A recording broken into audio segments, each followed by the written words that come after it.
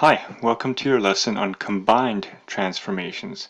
We've come a long way in a short time in our learning of transformations. We began with basic transformations, what are called single-step transformations, where you just either translate it in one direction or reflect it or dilate it. But now we're looking at combined transformations. That's when several transformations occur at once. And this is when things get a lot more complex with the functions. So let's see what we have coming up here. Let's begin with a see, think, and wonder. So I'm going to show you a graph here. And I'm just going to ask you, what do you see, think, or wonder about this? And basically our goal is to look at our f of x function, which will be our parent function, and our g of x function.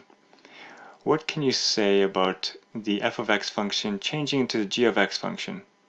And why do you think there would be a point given here and here on this gray graph in relation to this green one? What's going on? Alright, as you pondered that and wrote a response, let me share something with you. Basically, it's something that you may have already been wondering about as we do dilations. And that is, let's say if I'm changing the gray one to the blue one, isn't there two ways to look at that? Can't you say, well, one way to look at it is I'm taking the gray one and I'm stretching it upwards. So as I pull the gray one upwards, it becomes narrower and becomes the blue one. Or another way to look at it is, okay, change the gray one to the blue one, well, just compress it left to right horizontally. So you just crush it left to right and it becomes smaller that way. So either you're stretching it up and it's becoming taller and like the blue one, or you're compressing it. Well, yes, the answer is yeah, you can change the gray one into the blue one doing both approaches. Let's look at it first as a vertical stretch, so up and down.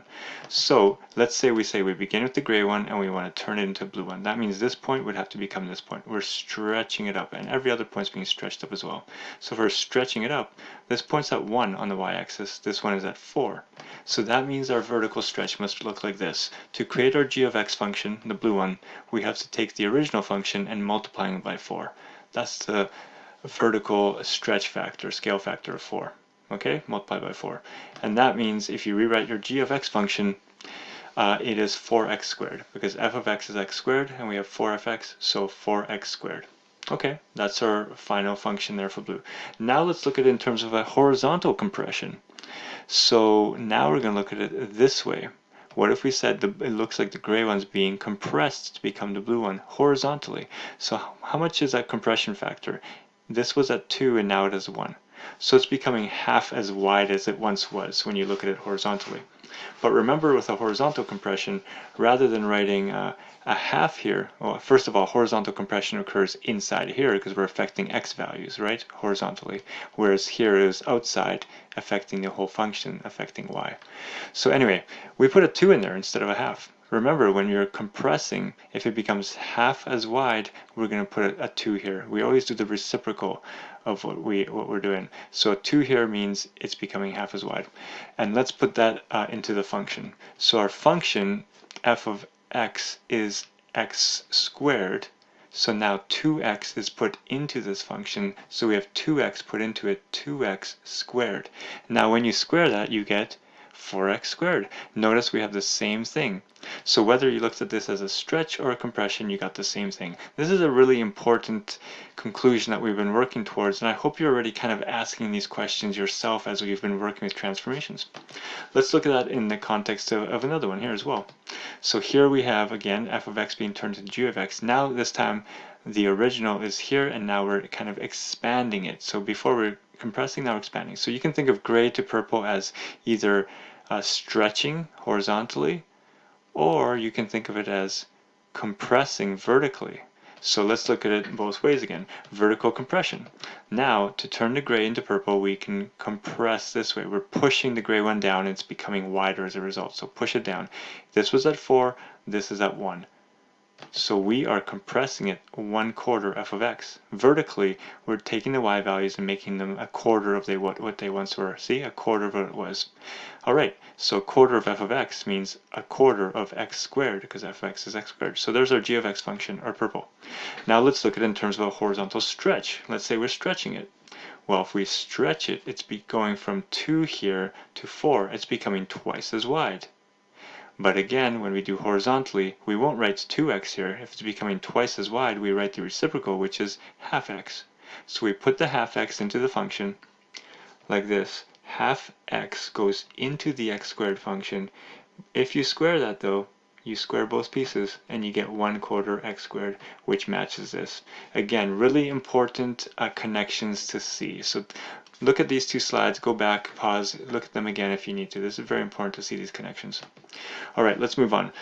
So now we're talking about transformations, two transformations occurring at once. This is one that you may have seen in the recent activity, but let's take a look together. The red one is your original function, the blue one is the transformed one.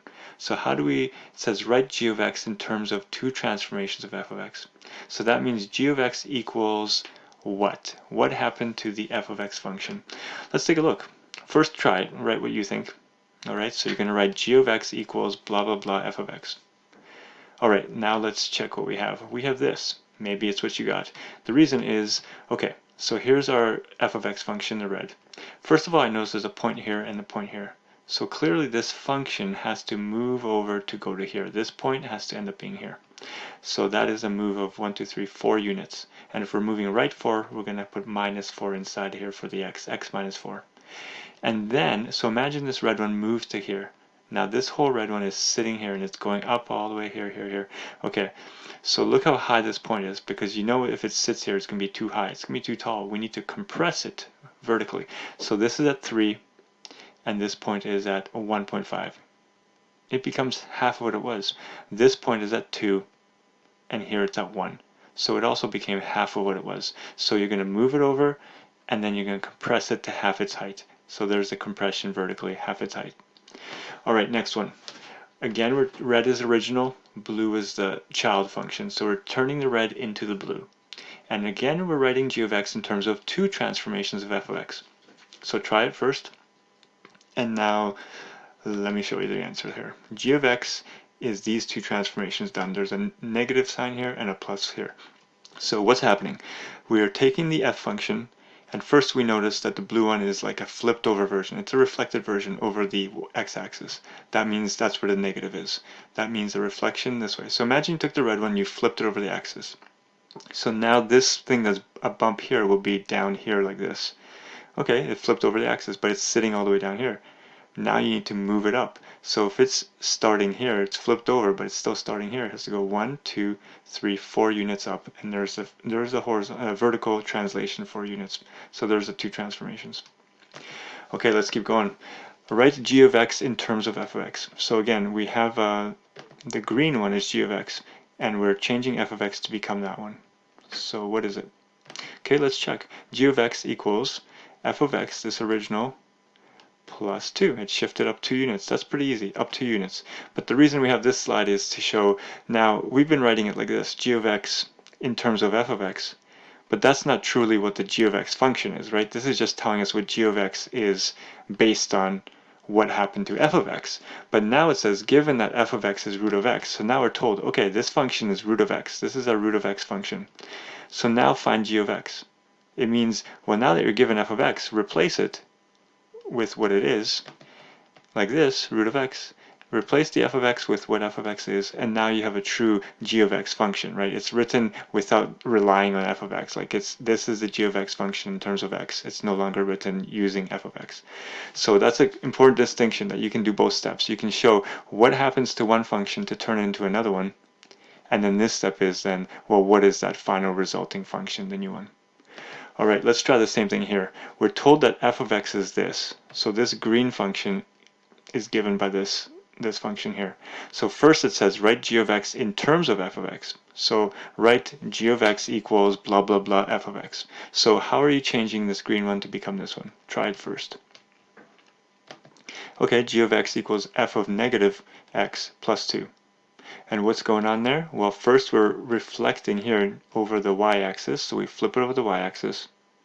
And then imagine this thing is now, if this was at 3, it is now at -3. So it's sitting right under that, and now it just needs to move up 2 units. So there's the vertical translation right there. And now find g of x.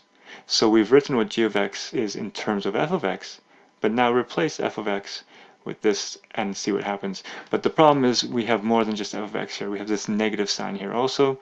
So make sure first you put a negative x into f of x. So that x is replaced by negative x. And then you're going to add a 2 to all of f of x. See what you get. Okay, this is what it should be. And you might be wrong, but let's take a look at the pieces again. So again, into the f function we put a negative x. So into here we put a negative x, and we can see that here. Here's that negative x substituted in. And then we added 2 to that entire function. So imagine having all of this plus 2. That means the 1 and the plus 2 would combine to get the plus 3. Think about that carefully. Let's try another one. Here we have our f function, which in this case is the red one. It's given by this equation, and we want to turn it into the blue one, g of x. So write g of x in terms of f of x. Okay, g of x in terms of f of x. G of x can be obtained, well, first of all, by reflecting the red one. So the red one flips over the x-axis. So this is that reflection right here, negative.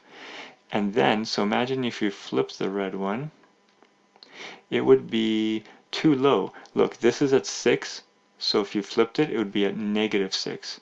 But we can see the bottom of the g of x function is at negative 4.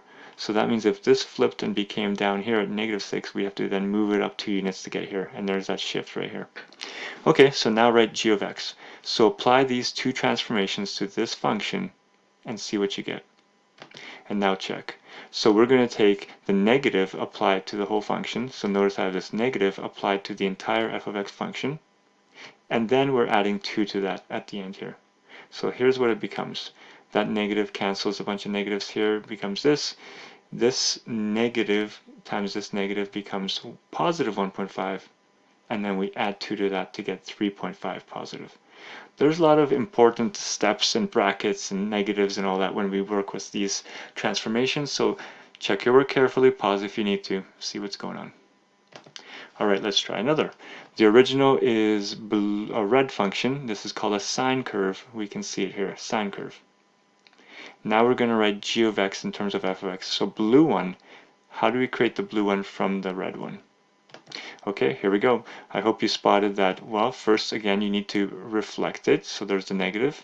But when you reflect the red one, notice the tops and bottoms of these hills and troughs are at 1 and negative 1. But on this one, they're 2 and negative 2. So it means you flipped it and then you also dilated it vertically by a factor of 2. So now find g of x. Alright, if f of x was this, and we're applying negative 2 in front of it, then we just put negative 2 in front of it.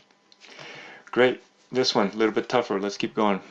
Write g of x in terms of f of x. This one is challenging. Let's see if you can come up with it. Okay, here it is. So here's what happened. First of all, f of x is the green one. We can see, again, we have to reflect it, because now it's upside down. So there's a reflection here, negative. But when you reflect it, notice these 2 points will remain where they are. You'll flip the green one over, but the 2 intercepts will be the same at negative 1 and 2. Those 2 intercepts will remain there, and now you need to make sure they become negative 2 and 4. So 2 to become 4 doubles, and negative 1 to become negative 2 doubles also.